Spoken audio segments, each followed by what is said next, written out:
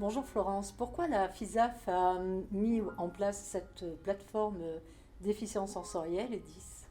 Alors la FISAF, qui est donc la Fédération nationale qui œuvre en faveur de l'inclusion des personnes en situation de handicap sensoriel EDIS, a souhaité développer une plateforme collaborative.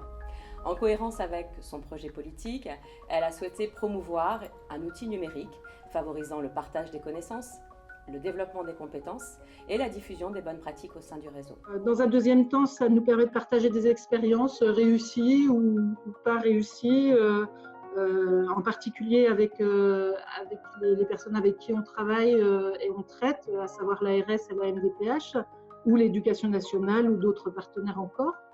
La plateforme FISAF en fait nous propose des webconférences en direct ou en VOD, c'est-à-dire en différé.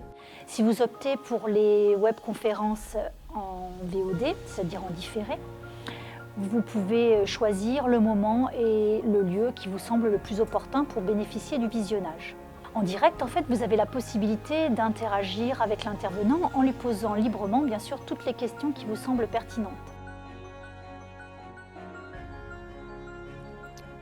Pour me connecter à la plateforme collaborative de la FISAF, rendez-vous sur le site idealco.fr sur lequel je rentre mes identifiants pour me connecter à ma page.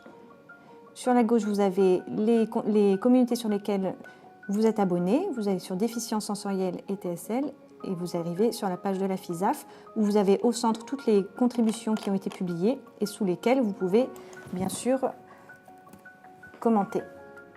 Vous avez l'onglet formations sur lesquels apparaît en haut les formations à venir et en bas les vidéos que vous pouvez voir quand vous souhaitez. Vous avez la possibilité d'apporter des renseignements, des informations ou des actualités qui vous semblent intéressantes à partager pour tous les professionnels qui vont lire la plateforme. Donc si vous avez besoin d'une information ou si vous cherchez une réponse à une question, vous avez la possibilité d'aller poser la question sur la plateforme.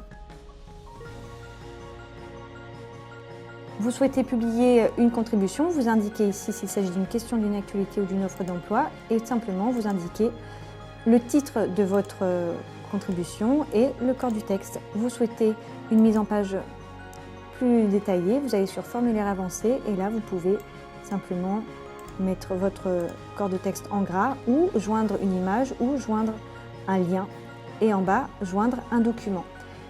Surtout important, indiquez bien la communauté sur laquelle vous souhaitez faire la publication et les mots-clés qui sont déjà proposés ici. Donc vous pouvez les sélectionner.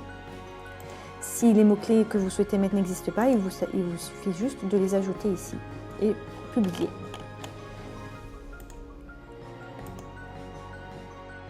Vous pouvez chercher des documents ici en fonction des thèmes que vous souhaitez. Donc, par exemple, remboursement.